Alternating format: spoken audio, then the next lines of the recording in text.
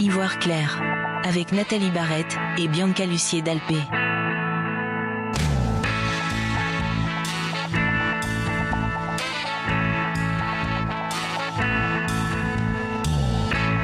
Alors, bonjour, ici Nathalie Barrette et je suis accompagnée de la belle Bianca Lussier d'Alpé. Salut Bianca. Bonjour Nathalie. Comment tu vas? Ça va très bien, ça va très bien. Ouais, écoute, aujourd'hui, Bianca, dans l'épisode, on va parler de cécité complète.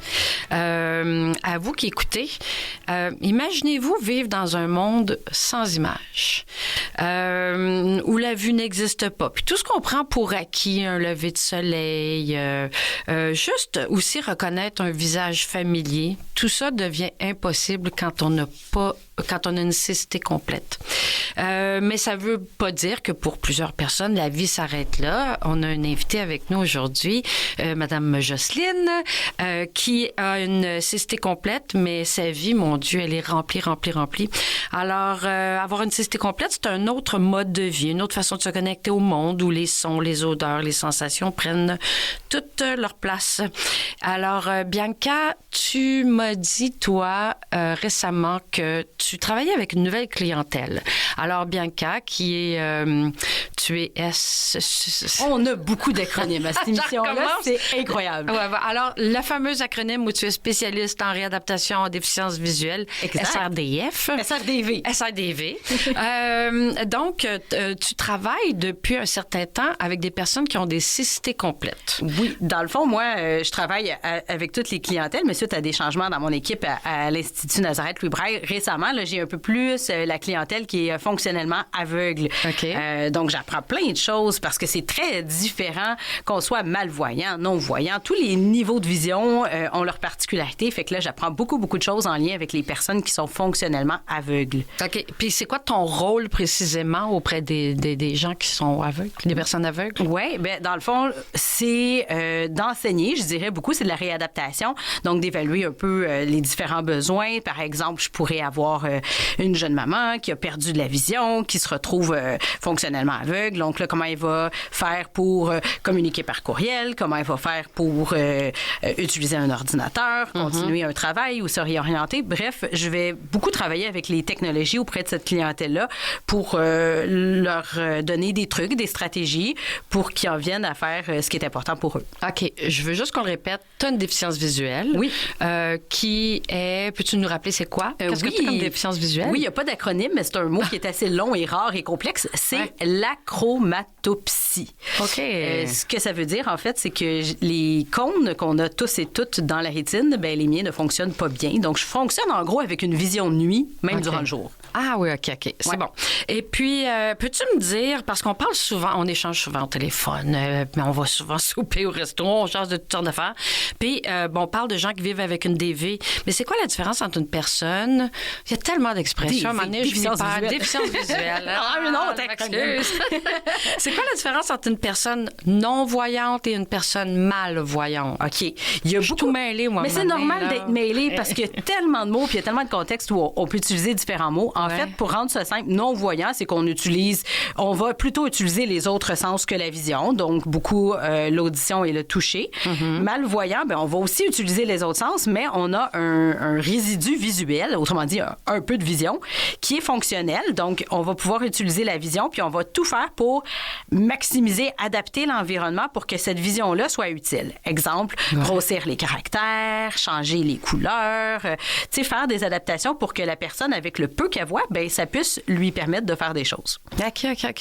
Mais donc, est-ce qu'on considère qu'une personne qui a une cécité complète, donc, elle est non-voyante? On dirait qu'elle est non-voyante, c'est ça. OK. Donc, on dit malvoyante. Ou, comme on s'est déjà posé la question, là, une personne aveugle. On peut dire aveugle aussi. Mais ce qui porte à confusion, oui. On m'a dit qu'il fallait dire une personne aveugle. Oui, c'est mieux de dire personne aveugle qu'un aveugle. Ça fait que la personne est aussi autre chose qu'aveugle. Je vois Jocelyne qui rit. Mais en fait, c'est que aveugle, on peut être comme aveugle d'un point de vue légal. Comme moi, par exemple, je suis aveugle légal. Selon la loi, on me considère aveugle. Mais dans les faits, je vois. Fait que le mot aveugle, il peut porter à confusion parce que ça veut dire quoi, aveugle dans les faits? Tandis que non-voyant, ben, c'est clair. La personne voit pas. Malvoyant, la personne voit mal. Puis déficience visuelle, ça regroupe tout ça. C'est ça. Donc, notre invitée, Jocelyne, a une déficience visuelle. Es-tu d'accord avec ça, Jocelyne? Oui. En tout cas, vous me faites bien rire. Vous me faites bien rire parce que j'ai-tu le droit de parler? Ben là, vous avez le droit. Là. D'ailleurs, oui, on avait une question pour vous, Jocelyne, pour toi. Parce que dans la vraie vie, Jocelyne et moi, on se connaît. Donc, on va se tutoyer parce que ça fait un peu drôle de se dire vous. Mais Jocelyne, justement, ça va répondre à notre question, mais on en a une pour toi qui est, explique-nous, qu'est-ce que c'est, toi, ta déficience visuelle? Ben, moi, je ne vois plus du tout. Mais souvent, au téléphone, c'est plus facile de dire à quelqu'un, je sais pas si je parle à quelqu'un à la banque ou ailleurs, si je dis j'ai une déficience visuelle, madame, pouvez-vous prendre votre crayon? Fait que là, maintenant, je dis je suis une personne aveugle. Si je le dis que je suis aveugle, ben ils ont tout compris. Parce que quand on dit déficience visuelle, malvoyant, ils ne savent pas en tout ce que ça veut dire. Mais surtout si je dois écrire quelque chose, ben à la limite, il faut que je lui dise que j'utilise un autre moyen pour écrire que d'écrire avec un crayon. Fait que moi, je trouve personnellement que c'est plus facile de dire que je suis une personne aveugle. Mais je sais que dans notre réseau, notre petite communauté de personnes ayant une déficience visuelle, parce que moi, c'est beaucoup le mot « personne ayant une déficience visuelle » que j'utilise dans les écrits, parce que vous le savez que même si je suis à la retraite, vous savez que je travaille pas mal pour une association. Alors, c'est comme ma deuxième carrière. Fait que finalement, dans les documents légaux, ben pas dans les documents légaux, mais dans les documents qui concernent les demandes de subvention, je vais souvent écrire les personnes ayant une déficience visuelle parce que ça comprend les aveugles complètes puis les visions partielles. Parce que sinon, tu passes ton temps... Surtout que maintenant, les subventions, quand tu fais des demandes, ben tu as tant de mots. Alors, si j'écris aveugle, ça fait un mot. Personne malvoyante, ça en fait un deuxième. Ta minute. On est dans l'économie. Fait qu'on va dans l'économie des mots.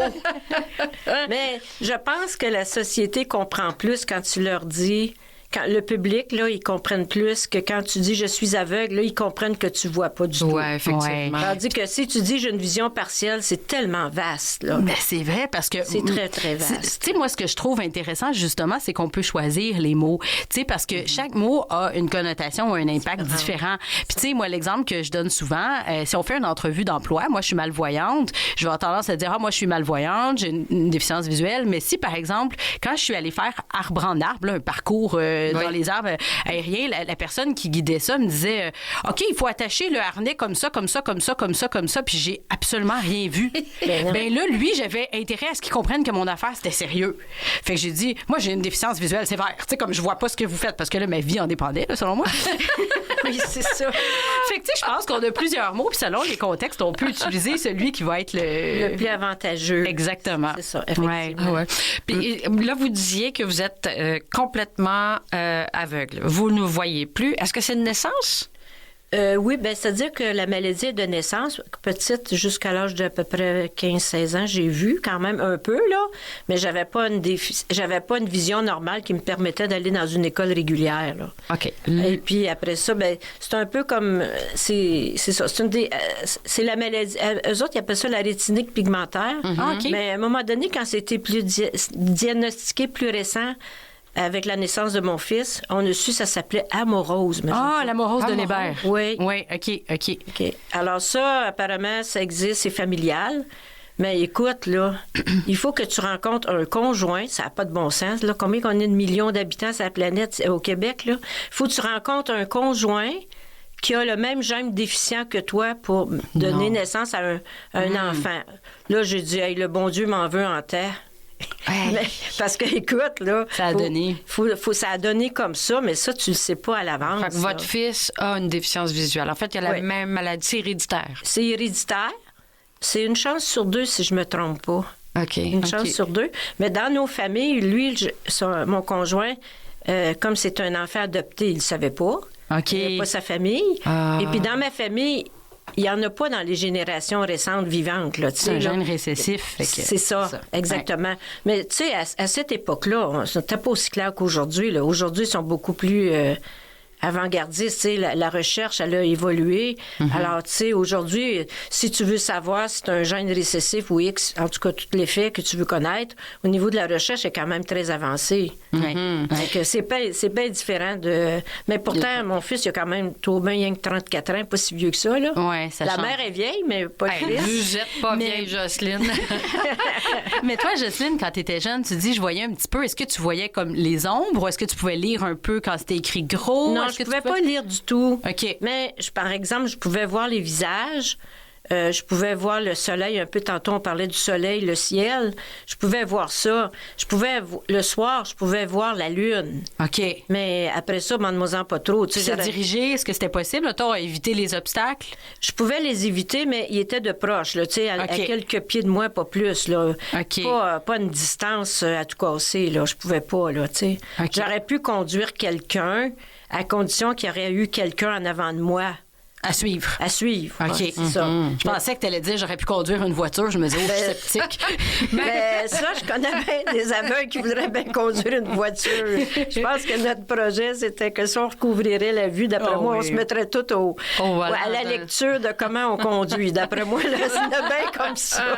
Ça, c'est sûr. Mais donc, parce que je veux pas dire quel âge vous avez, je ne trahirai pas votre âge. Par contre, quand vous étiez jeune, il n'y avait pas vraiment d'école. Comme Bianca, toi, t'es allée dans les écoles régulières. Mais vous, c'était impossible. Donc, vous vous êtes retrouvés chez les Sœurs Grises. Oui, ici à Montréal. Les personnes avec les enfants avec une déficience visuelle étaient tous. Il y avait du monde de partout au Québec, là. Oui, il y en avait des îles de la Madeleine, il y en avait de tout ce que toutes les régions du Québec. Là, d'après moi, le Grand Nord n'est pas venu chez nous, là, mais il y avait des enfants de toutes les régions du Québec. Oui, les Sœurs Grises faisaient ça. Là. C'est l'Institut Nazareth, là. Oui, dans oui. le fond. Je connais l'adresse encore par cœur. C'était quoi, Pour avoir été l'adresse? pendant 11 ans, une chance, j'ai pas doublé. Mais c'est ça. C'était où à Montréal, Jocelyne? Sur le boulevard Crémazie, Ah, c'est ça, hein? 1460. Maintenant, c'est transformé en une RPA, je crois. Les sœurs ils ont vendu l'immeuble. Hey, écoute, c'était un immeuble de 4 étages, un beau couvent, là, tu sais. Les parents venaient nous reconduire, là, au début de l'année, c'était propre. Puis quand ils revenaient nous voir, ils trouvaient que c'était propre, mais dans ce temps-là, ça n'existait pas des auxiliaires familiales. C'est nous autres, les enfants, qui apprenaient à épousseter, nettoyer. à laver, à nettoyer. Ils nous apprenaient plein de choses, même si je dirais que j'ai connu une époque où j'étais révoltée contre eux autres, là, que j'étais en maudit après. Et pourquoi? Ouais. Ouais. Ben, tu sais, il était sévère, là. C'était une époque sévère. Je veux dire, on avait des jetons pour connaître la bonne diction. Ouais. Et puis, il fallait apprendre la propreté. Donc, si, mettons, tu laissais des cheveux dans ton tiroir, ben tu perdais un jeton. Tu sais. Ouais, mais vos cheveux, vous Ben, les... tu sais, ouais, avec la brosse à cheveux, là, tu Ah, mettais ouais, ta ok. brosse à cheveux dans le tiroir? Ben oui. Bon. Ben là, si t'avais oublié de la nettoyer, tu laissais des cheveux dans ton fond de tiroir. OK. Donc, tu pouvais perdre des jetons à cause de ça. Si tu parlais en, je sais pas, en rang, tu perdais des points encore. Fait que, il était très sévère, là. Et moi, j'ai vu une petite fille, puis je me souviens de son nom. Puis écoute, là, je suis vieille, là. Écoute, j'en avais 6-7 ans, puis moi, ma mère, elle m'avait rendu pas mal autonome. Puis elle venait des îles de la Madeleine, puis elle n'avait jamais monté des marches d'escalier. On avait 144 à monter à chaque jour quand on allait déjeuner en bas, tu sais. 144. Marche à monter, puis je suis rendue aux 4, tu sais. Mais est-ce que... Mais elle, là, elle criait puis elle broyait parce qu'elle voulait pas les monter, les marches. Elle connaissait pas ça. Inquiétez-vous pas. Au bout d'une semaine, elle pleurait plus. Mais est-ce que les religieuses vous traitaient comme un enfant qui vit pas en situation de handicap? Est-ce qu'on exigeait de vous la même chose qu'un jeune que Ben sa moi, vision? sans se le dire, parce qu'à l'époque, ces mots-là, ils n'existaient pas. Ouais. Eux autres, ils voulaient nous rendre autonomes. Oui. Ils voulaient nous rendre capables de s'habiller, de se laver tout seul. L'instruction était quelque chose de majeur, d'important. En réalité, moi, j'ai réalisé quand je suis allée faire mon secondaire 5 à l'école publique de chez nous, qu'en fait, je suis allée dans une école privée. Oui, les niveaux étaient supérieurs. Ben, écoute, quand j'ai fait mon secondaire 5, j'avais une grosse période d'adaptation à faire. Là. Je partais d'un milieu fermé pour m'en aller dans un milieu public Ou ce que tu pouvais aller te chercher un café à 8h30. Hey, écoute, oublie ça, dans un couvent, on fait pas ça, là. Puis, je veux dire, moi, je parlais très bien, hein. J'avais appris ça, là, avec les sœurs. Bien là, eux autres, ça parlait en sacrant. Puis, ouais, donc. Écoute, moi, je connaissais pas ça. J'arrivais d'un autre monde, d'une autre planète. C'est pas compliqué, tu sais. Mais j'ai eu le temps de m'adapter parce que, vu que ma scolarité, même si j'étais pas si bonne que ça à l'école, moi, j'avais pas 90, mais j'avais peut-être 75, 70 de note moyenne. Mais quand je suis arrivée au secondaire 5, j'avais 90 parce que les autres n'étaient pas au même niveau que moi. Fait que ça avait son avantage sur un point de vue parce que j'ai eu le temps de récupérer mon adaptation. Puis dans ce temps-là, il n'y avait pas d'Internet. Alors, écoute, là, tes livres, tu trouvais tes livres toi-même. Là, il n'existait pas de magnétothèque à cette époque-là. C'est ça, il n'y avait pas les technologies qu'on a aujourd'hui. On l'aborde souvent, ce sujet-là, de dire que... Puis je vous posais la question, pensez-vous que les jeunes d'aujourd'hui ont plus de facilité, les jeunes qui ont une déficience visuelle, pensez-vous qu'ils ont une plus grande facilité à fonctionner normalement au quotidien? Bien, moi, si on parle de niveau de l'instruction publique, je dirais que oui, parce que, tu sais, aujourd'hui, tu peux emprunter des livres. Bon, tu peux emprunter des livres, tu peux faire ça. La technologie est quand même mieux adaptée, là, parce que, je veux dire, nous autres, dans notre époque, c'était des bobines. T'enregistrais des livres sur des bobines. Ça n'existe même plus, les bobines, tu sais. Mais je pense que oui, mais par contre, je crois que ça engendre d'autres difficultés. Qu'est-ce que ça engendre? Bien, tu sais, un peu comme je disais l'autre jour, maintenant, ils ont des preneurs de notes. Ben nous, dans notre temps, les preneurs de notes, c'était... Là, on parle de l'individu, pas du preneur de notes braille. non, on parle des individus. Oui, de l'individu. Expliquez, c'est quoi un preneur de notes? Donc, c'est quelqu'un qui t'assiste dans ton cours OK. Et puis qui prend les notes pour toi. OK. Les cégeps, les universités, ils offrent ça via les services pour les étudiants en situation de handicap. Ben oui, c'est ça. Mais dans le temps, Bianca, ça n'existait pas, là. Je prenais mes notes tout seul. Oui. Puis les professeurs, ils étaient très sensibles à nous. Parce que j'étais nouvelle, moi, dans l'Outaouais, là, j'étais toujours la première tout partout. La première qui faisait son secondaire 5, la première qui embarquait au cégep. Non, là, au cégep, j'étais rendue à la deuxième. Mais il reste que c'est pas gros, là. Quand t'es compte ses doigts d'une main, là. Et puis, je veux dire, les professeurs, ils venaient te voir, puis ils disaient, qu'est-ce que je peux faire pour toi? Puis après ça, ben, des fois, c'était le professeur qui disait, bon, on a une personne qui a une déficience visuelle dans notre classe. Y a-tu quelqu'un qui peut offrir ses services pour enregistrer quelque chose, les livres? Mais des fois, souvent, j'ai fait mon secondaire, le cégep et l'université comme ça, là.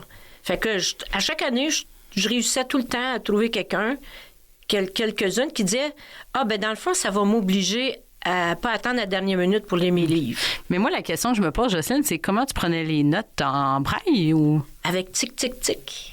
Ma tablette braille.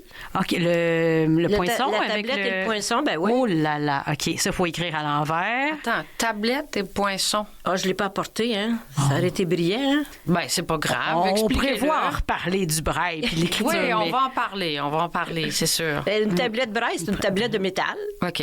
Elle a un rectangle. Avec des petites cases, on va dire ça de même, parce que les cases, ça représente le E accent aigu en braille, les 2 points en haut, les 2 points au milieu puis 2 points en bas sont en ligne droite. Comme 6 possibilités de points, dans le fond. Oui, c'est ça. Ben, le braille, c'est quoi? C'est 63 symboles différents, si ma mémoire est encore bonne. Alors, je veux dire, puis tu as un poinçon, un pic. Ben, je sais, des fois, à l'université, les étudiants disaient, bon, on a notre pic bois aujourd'hui. Ben oui, parce qu'ils entendaient prendre mes notes. Alors, je prenais mes notes à la main, comme ça, mais j'étais habituée, jeune, là, à écrire en braille. À 6 ans, 7 ans, t'apprenais ça, là. Vous l'avez appris à quel âge? À 6 ans. 6 ans, hein? Puis Alors, vous avez perdu la vue complètement, là? Après, plus tard, là. OK. Oui, mais dans ce temps-là, c'était différent de comme Bianca l'a expliqué tantôt. Ouais. Même si tu avais un résidu de vision, tu es aveugle. Moi, j'aurais appris le braille ici. Ben, je l'ai appris quand même, mais par curiosité. Mais si j'étais née à la même époque que toi, Jocelyne, je serais allée à l'école pour non-voyants puis j'aurais tout appris en braille, même si j'ai de la vision. Parce qu'il y avait l'idée que si on use nos yeux à regarder, on va perdre ce qui nous reste. Tu sais, un peu l'idée que... Je sais pas. Que quand t'es malvoyant, il faut pas que tu te forces trop les yeux, là. Fait que t'es plus traité comme en aveugle, tu sais, que... Oui, parce que je sais pas à l'époque s'il y avait un concept si développé que ça. Parce qu'aujourd'hui, moi, je trouve que pour la déficience visuelle, vision partielle, je trouve que des fois, c'est charrié un peu, là. On peut reparler de ça un autre tantôt, là. Ça veut Vous dire quoi? reviendrez. Oui, c'est ça. Fait que, mais puis c'est vrai ce que tu dis, parce qu'à l'époque, moi, comme je voyais un peu, des fois, je voulais tricher, tu sais. Je voulais regarder les points avec mes yeux, tu sais. Au lieu d'utiliser Mes doigts, puis Franfreluche, on avait une Franfreluche à l'école. Je sais pas pourquoi on l'avait baptisé. Ah, c'était pas son vrai nom. Ben non, on l'avait baptisé de même. Écoute, on est des enfants pensionnaires 7 jours par semaine. Qu'est-ce que tu veux? À un moment donné, il faut que tu lâches ton fou, même si on n'a pas le droit. On n'avait pas le droit. Puis la maîtresse qu'on avait baptisée Fanfreluche, elle voyait pas, elle non plus, comme nous autres. Puis on y jouait des tours. Mais finalement, la petite maudite, elle passait à côté, puis des fois, elle réussissait à nous attraper, puis elle nous donnait des tapes avec sa règle. Elle était pas folle parce qu'elle tombait bien juste. La madame était bien bonne. Fait que, ben ça, c'était des mauvais coups qu'on pouvait faire, qu'on essayait, ceux qui avaient des visions partielles, de vouloir lire le braille avec nos yeux. Puis j'étais capable de lire le braille avec mes yeux, là. Mais je pense qu'à cette époque-là, je sais pas, Bianca, je sais pas s'il y avait la notion de dire... Tout le monde est aveugle, même si c'est un résidu de vision, tu t'en serviras pas. Je suis pas sûre que le concept était développé. Qu'est-ce que tu veux dire? Ben, dans le sens que il disait pas, mettons, parce que tu as une vision partielle, il faudrait que tu t'en serves. C'est ça. Je pense que c'était pas développé, ce concept-là. Okay, tout le monde était aveugle. Tout le monde était aveugle. Tout le monde apprenait le braille, puis il n'y avait pas de question que quelqu'un apprenait à écrire un caractère. Non, il n'y en était pas question de... D'abord, c'était pas développé, la télévisionneuse. C'est ça. Oublie ça, là. La télévisionneuse, qui est, tu sais, Hugues nous en a parlé, là, l'appareil qui permet de grossir sur un écran, ça a été inventé en 69 par une personne malvoyante, d'ailleurs. Ah oui. Oui. Qui, justement, lui, c'était important pour lui de pouvoir utiliser la vision résiduelle. Il prenait des lunettes de son père, qui était, je pense, ornithologue amateur, pour voir au tableau à l'école. Mais c'est une révolution qu'il a fait, ce monsieur-là. Là. Ben oui, parce que c'était pas la façon de faire avant. C'est qui, ce nom-là? Samuel Janinski, si je me trompe pas. Faudrait que je relise mes notes, là, mais il me semble que c'est ça. Ah, oui? Oui. OK. Est-ce qu'il y a un événement marquant dans votre jeunesse qui vous a fait réaliser que vous alliez avoir à peut-être vous battre toute votre vie parce que vous vivez avec une différence? Ben, je dirais que quand tu t'inscris quand je me suis inscrite à l'université, ça, c'était pas pire, ça. Parce que quand je me suis inscrite ici à l'université, d'abord, j'avais 2 choix. J'aurais pu aller dans l'Outaouais, à Ottawa, faire mes études universitaires.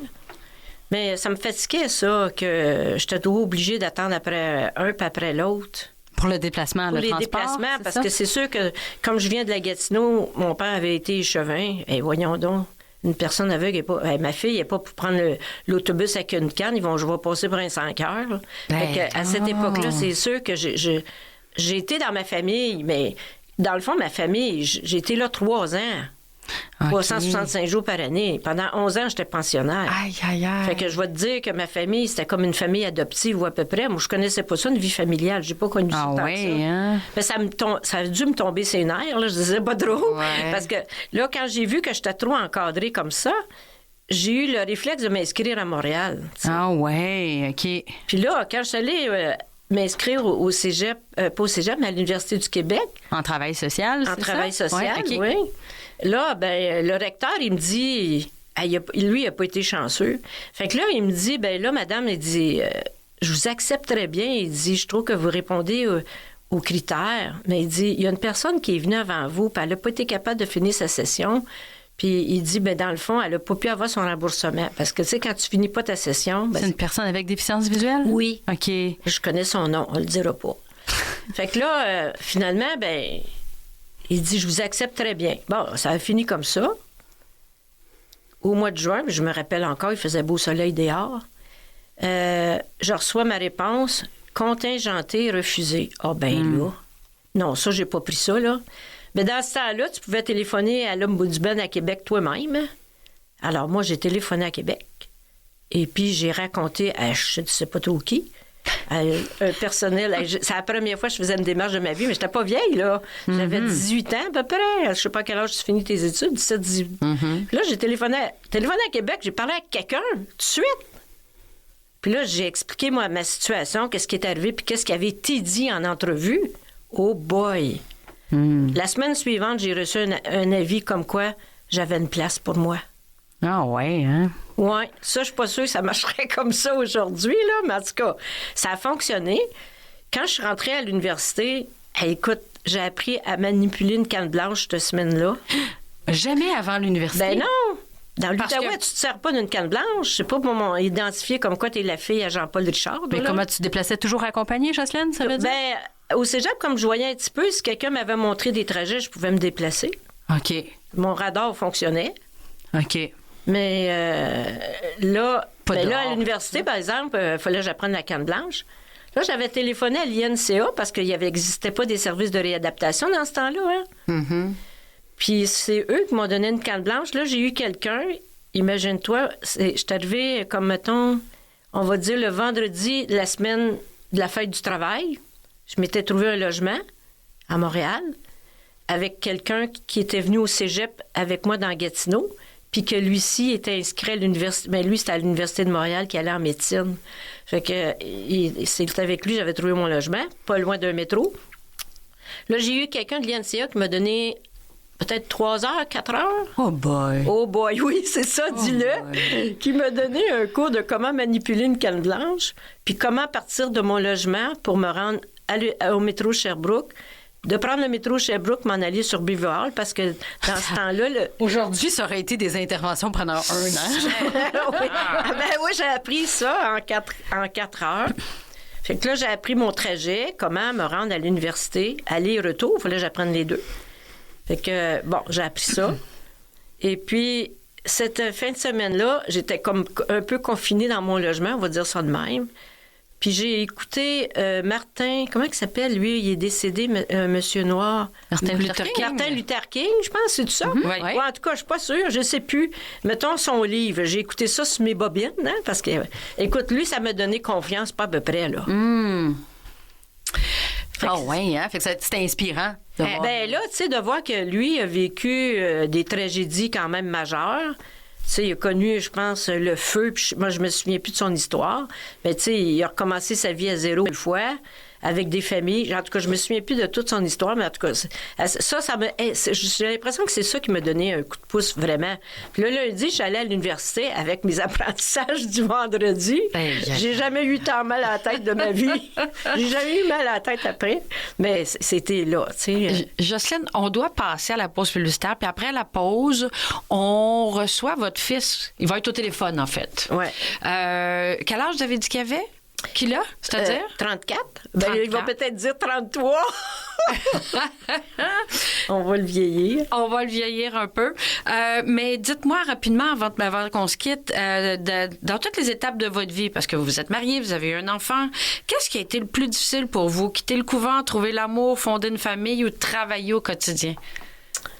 Qu'est-ce qui était plus difficile? Ben, peut-être trouver un emploi permanent. Ah oui, hein? OK. Ouais, ça, je pourrais compter mon histoire là-dessus. On va en parler, ça. Parce que ça, je sais pas si aujourd'hui les tabous sont je suis pas sûre, ça. Tu sais, à l'époque, ils disaient qu'il y avait 5 % des personnes aveugles qui trouvaient un emploi. Aujourd'hui, je ne sais pas la statistique. Fait que je fais partie des 5 % de l'époque. Wow! Ben, on va se laisser Puis on est quelques instants et on revient avec votre fils.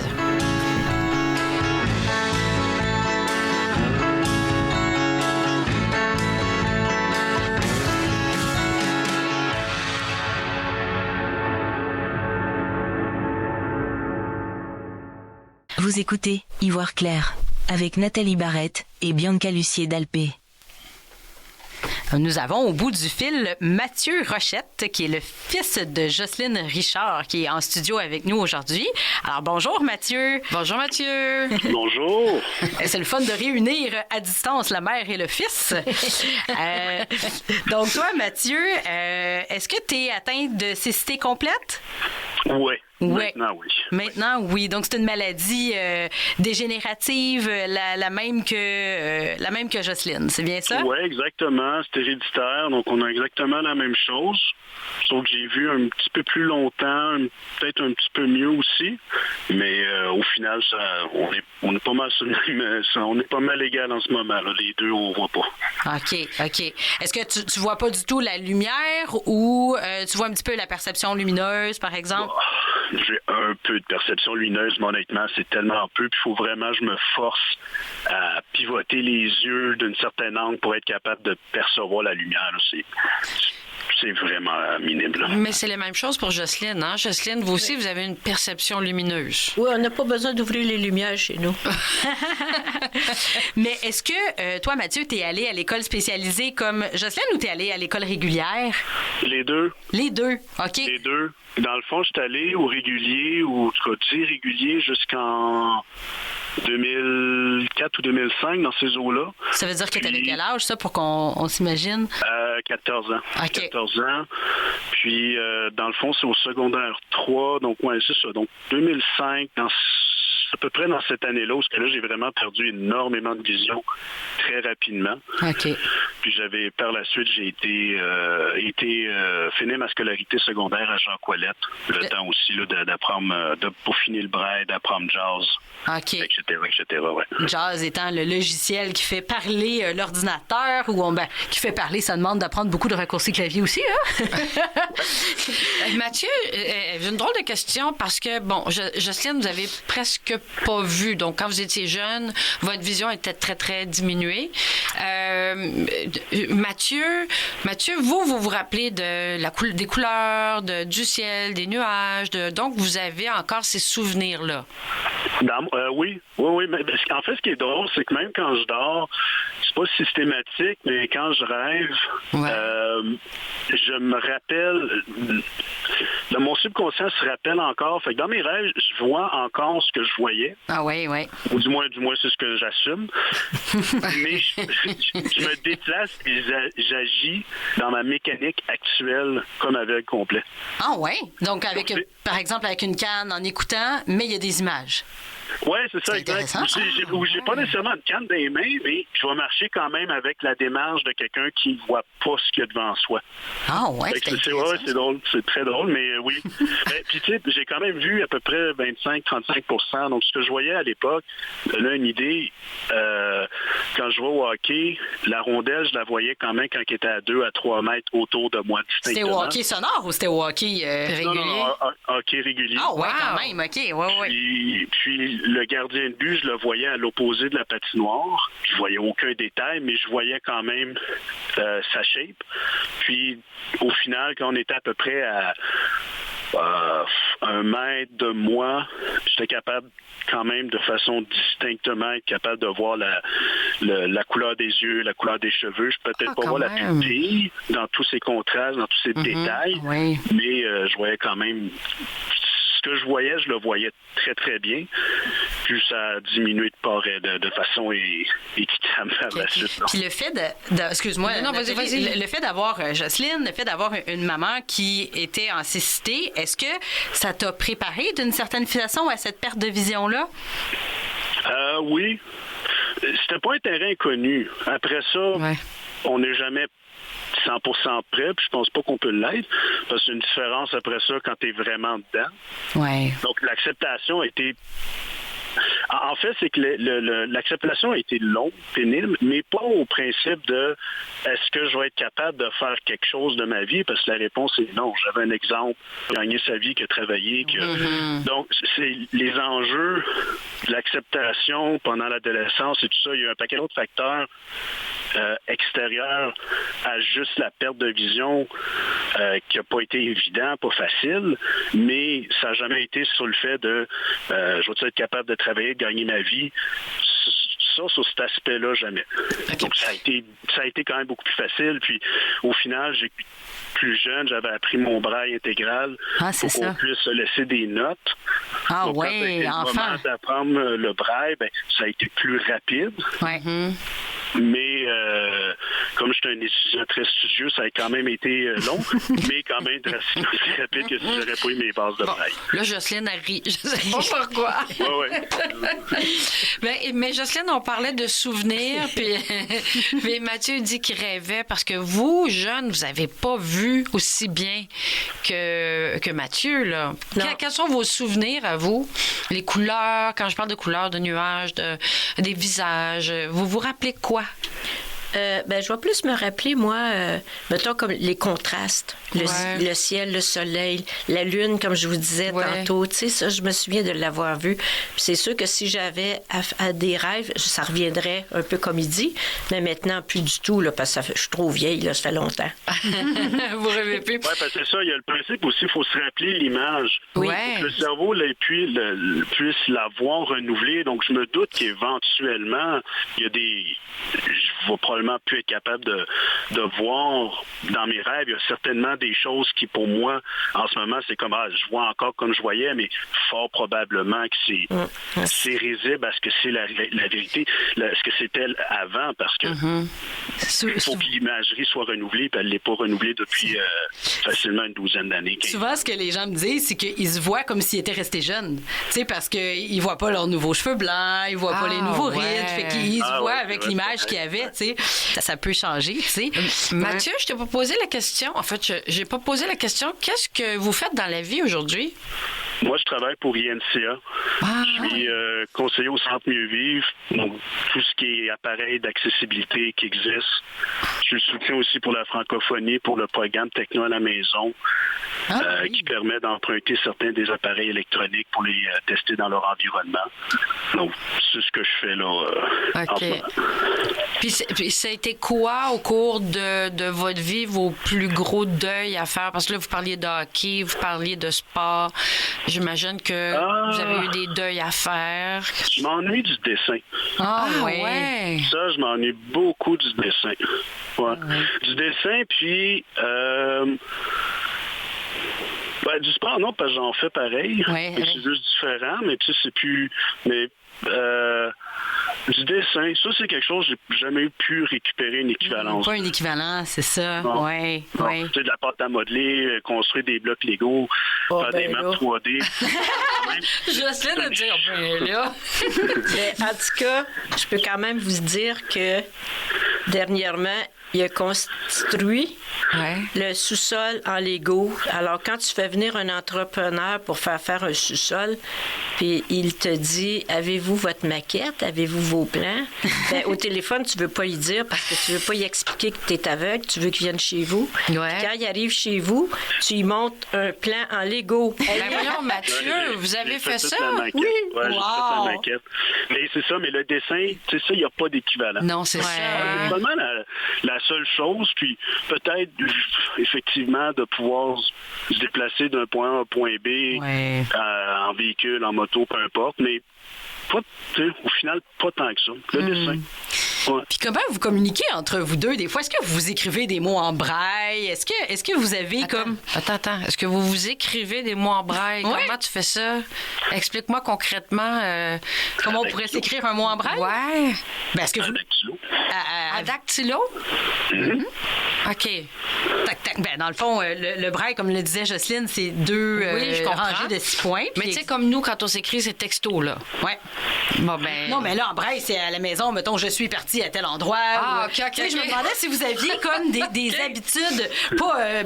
quoique le braille, ça pourrait se lire avec une plage braille, mais ce que je voulais dire, c'est est-ce que vous avez incorporé ça dans votre routine? Est-ce que, ou peut-être plus avant les technologies, est-ce que vous aviez l'habitude des fois de vous, je sais pas comment dire, de vous prêter des livres sonores ou de vous écrire des choses? Est-ce qu'il y a comme un lien entre vous, en lien avec le fait de ne pas voir dans vos façons de communiquer?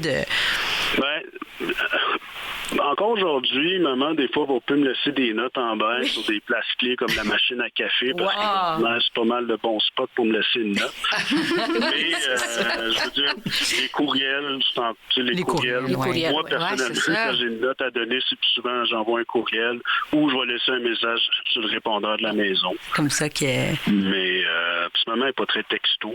Oui. Parce que ça marche pas, mais c'est à peu près ça. Hein? Ouais. Oui, la machine à café, c'est un bon spot. Selon ce que j'entends, c'est que vous êtes un grand buveur de café, c'est ça? Grand consommateur de café. J'ai une drôle de question, parce qu'on a parlé de rêve et tout ça, mais les personnes aveugles, est-ce qu'elles ont une façon différente de mesurer ou de ressentir le temps? Parce que vous n'avez pas de repère visuel, c'est-à-dire que la nuit, le soir, oui, des fois, vous parliez de la lune, mais dans une journée, là, Nous, on regarde l'horloge, on regarde le soleil qui se couche, on regarde le temps. Est-ce que c'est différent?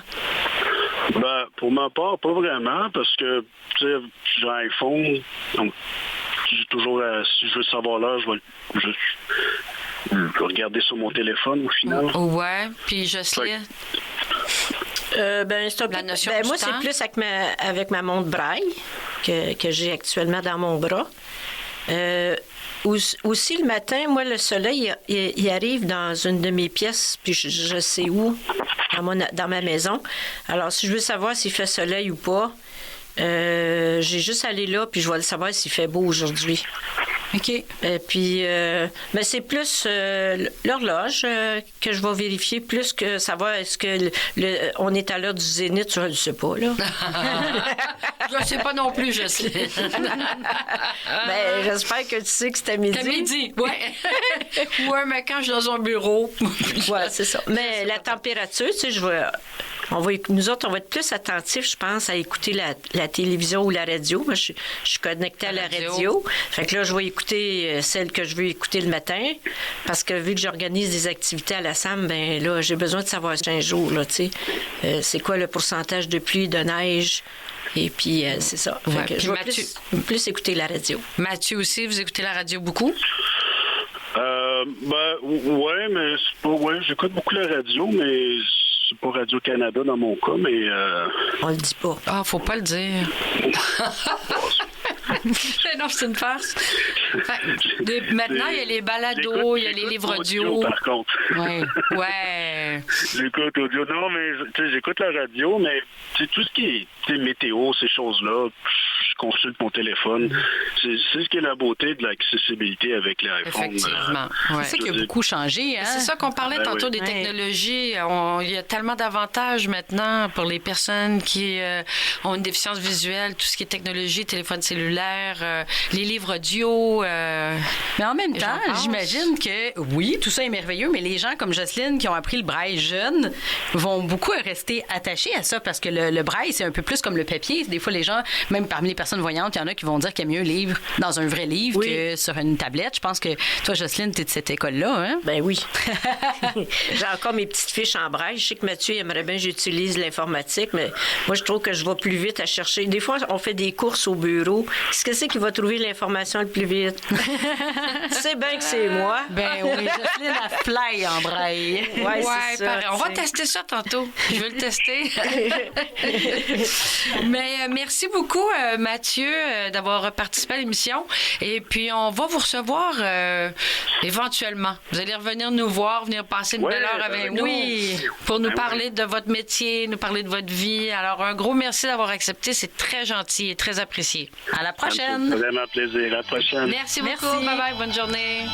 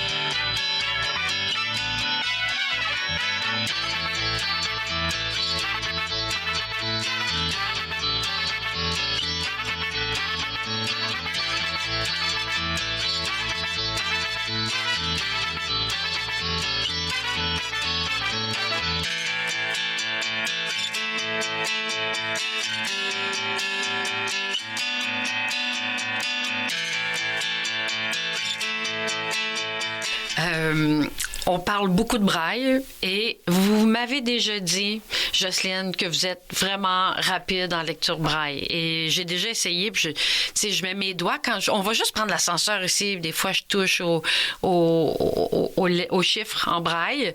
Alors, moi, je suis curieuse de voir à quelle vitesse vous êtes capable de lire quand vous appuyez vos doigts sur les lettres en braille. On a apporté un livre. On a apporté un livre. J'ai demandé à Bianca d'amener un livre. Ben oui, puis elle a sélectionné une page au hasard.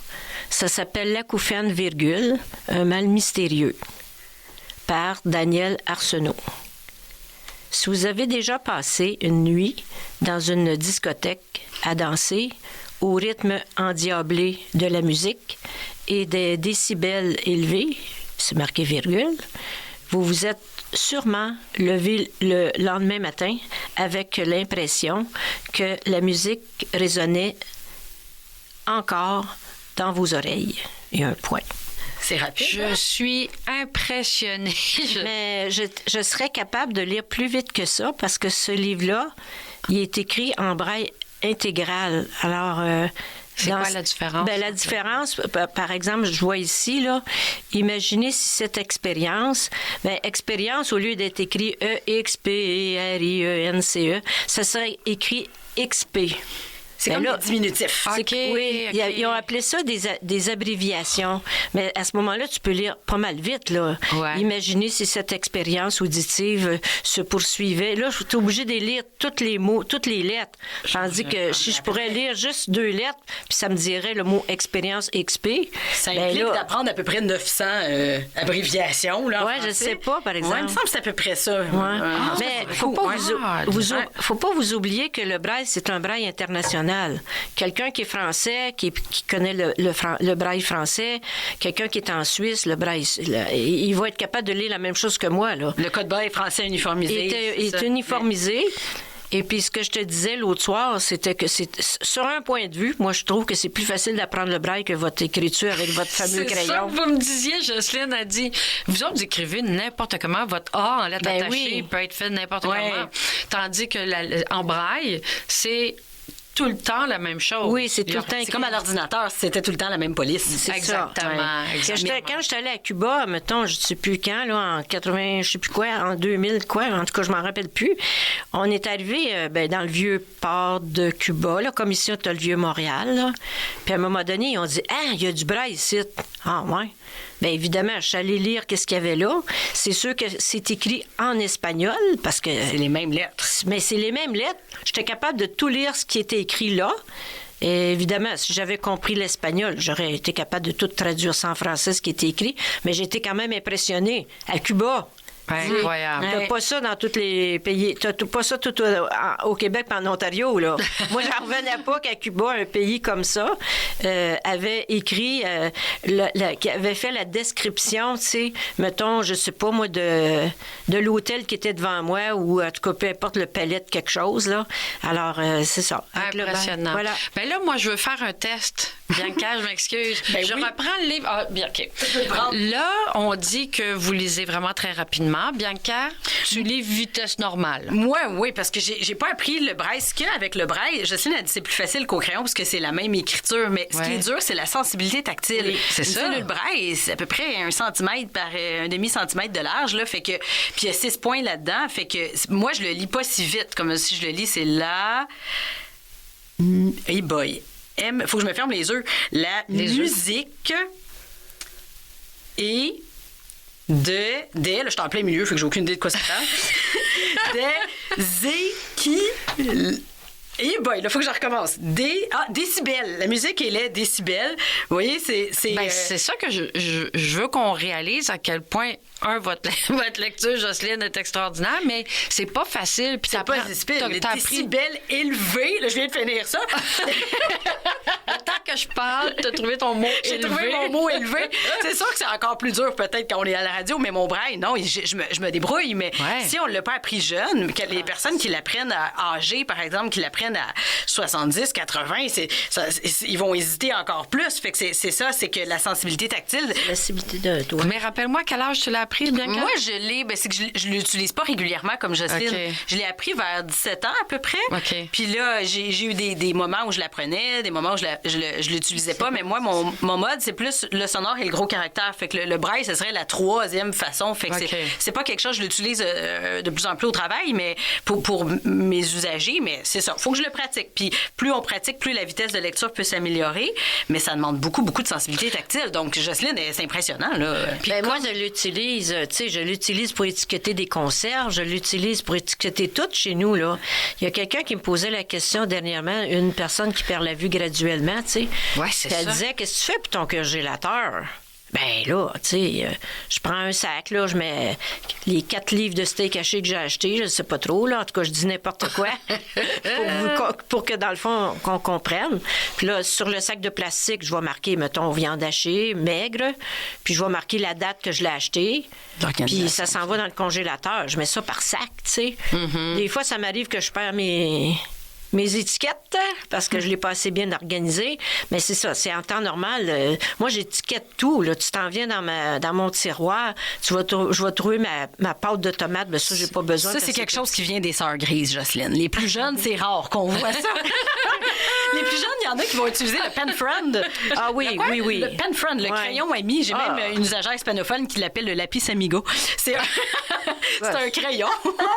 C'est un crayon qui fonctionne avec des étiquettes sonores. Ouais. Fait que, dans le fond, c'est que si on voulait avoir 4 livres de steak haché, on pourrait coller l'étiquette sur le paquet, puis là, enregistrer avec la voix 4 livres de steak haché avec la date de péremption. Ouais. Puis là, quand on remet le crayon sur l'étiquette, ça va dire 4 livres de steak haché avec la date de péremption. Avec la voix que la personne avait. C'est comme une étiquette très sonore. cool. Fait que, Jocelyne, c'est le braille. Je l'ai essayé, puis regarde, j'ai trouvé que mon système à moi était mieux. C'est parce que besoin de crayon. C'est parce que ça te prend quelqu'un quand même te le dicter, là, avec ton pipe wrench, là.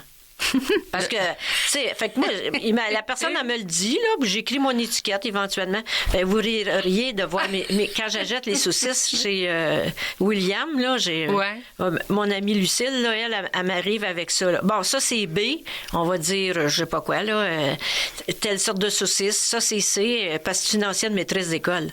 Fait qu'elle me met ça sur le comptoir, là, puis parce que je veux pas la faire patienter pour que j'écrive mes étiquettes, parce que c'est quand même, ça prend un certain temps pour écrire quand même tes étiquettes. Là. Quand j'ai un certain temps, ça prend pas des demi-heures. Mais tu sais, il faut que tu sortes ton papier, toutes tes affaires. Fait que c'est ça. Fait que puis j'ai conserve mes étiquettes quand ils brisent pas, là. Mm-hmm. Fait qu'une, ça va être marqué échalote vin blanc. L'autre, ça va être marqué tomate. Fait qu'on met le E avant les T, là, tu sais. Fait qu'avec elle, on a découvert... C'est une organisation. C'est toute une organisation. Pas voir, c'est une organisation. Si t'as pas été capable d'apprendre à t'organiser, oh boy, c'est mal organisé chez vous, là. Mais toi, Bianca, qui a une déficience visuelle, mais tu vois quand même un peu. Je suis pas organisée comme Jocelyne. De même, toi? Non. Je suis pas organisée comme Jocelyne. Tes saucisses, échalotes et tout ça, c'est pas... Je pense que moins qu'on voit, plus il faut être organisé. Il y a une question de personnalité aussi. Mais je veux dire, moi, c'est plus que je vais... déjà, ce qui aide, c'est qu'on mange pas de viande à la maison. J'ai pas trop d'affaires dans mon congélo comme tel, mais moi, je peux quand même voir, tu sais, avec la forme, ça se peut que je cherche peut-être un peu plus que la moyenne des ours quand j'ouvre mon frigo, mais j'arrive quand même à voir les choses. Puis moi, je vais utiliser plus le iPhone. S'il y a quelque chose que j'arrive pas à lire, je vais prendre la loupe sur mon téléphone. Puis là, je vais pouvoir le lire comme ça. Fait que je vais prendre la loupe au besoin, la loupe électronique sur mon téléphone au besoin. OK. Ouais. Juste l'émission achève. Je voudrais qu'on parle de mythes et réalité. Alors, Bianca, je vais te parler de mythes, puis tu m'expliqueras, ou si jamais, Jocelyne, vous voulez renchérir. Alors, les personnes aveugles reconnaissent automatiquement les voix de tout le monde. Est-ce que c'est un mythe? Est-ce que c'est une réalité?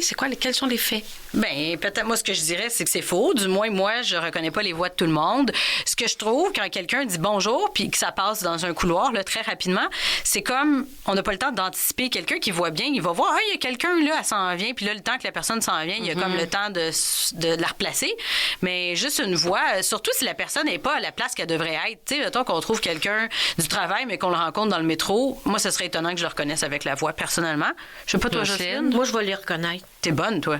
Ah ouais, Parce hein? que, je pense que en tout cas, si tu vois pas du tout, j'ai l'impression que tu développes pas mal ton ouïe. T'as pas le choix. Parce que, je veux dire, ça t'aide beaucoup pour repérer qui est loin, qui est proche. Ouais.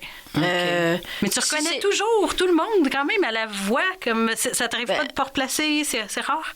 Ben, si c'est quelqu'un que je suis familière à rencontrer, peu importe où je vais le rencontrer, je vais le reconnaître. Ouais. OK. Tu sais, comme tantôt, Mathieu, là, Ouais. quand il nous a ouvert la porte, je le vois pas, je le rencontre pas souvent parce que je viens pas souvent au studio. Mais ça l'a chicoté ma tête un peu, tu sais, ça a dit, voyons, Je connais sa voix. Je connais sa voix. Mais lui, je le vois comme une fois je l'entends parler une fois par 6 semaines. là. C'est ça qui est dur. On parle au au téléphone, Oui. là, tu sais, en On plus. se comprend. On parle de notre cher Mathieu qui est à la régie. Oui, c'est Qui est ça. tellement le plus fin. Mais si c'est des gens que je connais, que j'y rencontre ailleurs que les milieux familiers que je les rencontre, il n'y a pas de problème. Je vais les reconnaître certains. OK. On va revenir rapidement. Il reste peu de temps. Une dernière question. Mais on en a un peu parlé aujourd'hui. Les personnes totalement aveugles ne voient que du noir. Bianca? Ben là, je pense que ça dépend. Les personnes totalement aveugles vont pas nécessairement le percevoir comme noir. Tu sais, quand on regarde derrière notre tête, on voit pas. C'est pas noir, c'est juste qu'on voit pas. Quand on voit derrière... Essaye de regarder derrière ta tête. Est-ce que c'est noir? C'est comme ça que je le dis, tu sais, c'est pas noir, c'est juste une absence de vision. Je pense que je ça comprends ce que tu veux ça dire. peut varier, mais je serais curieuse de comment toi, Jocelyne, tu le décris. Il nous reste 30 secondes. En 30 secondes? Mais je pense pas que les personnes aveugles, surtout ceux qui n'ont jamais vu, je pense pas qu'ils savent c'est quoi ça veut dire noir. Ah! Je ne le crois pas. Ah, ben là... J'ai déjà fait des tests quand j'étais au couvent. Des tests? Avec des gens qui ne voyaient pas. J'étais curieuse quand j'avais 6-7 ans, moi. OK. Parce que vu que j'avais une vision partielle, puis tout d'un coup, je me retrouvais avec des aveugles au complet, que c'est ça, cette affaire-là, quand tu es cet âge-là, là. Puis tu sais pas, tu te retrouves avec du monde de même. Qui voyait pas noir. Qui voyait- Tu voyais pas noir. Non, puis je les mettais devant une lumière, puis là, ils disaient, non, je la vois pas. On doit se laisser. Merci beaucoup. Puis on va te Jocelyne. réinviter pour parler du travail, Oui, on va reparler Jocelyne. du travail ensemble. Merci beaucoup, Bianca. Merci. C'était super le chouette. À la C'était bien le fun. À la prochaine. Bye. Bye bye. Merci Bye encore, bye. Jocelyne. Bye.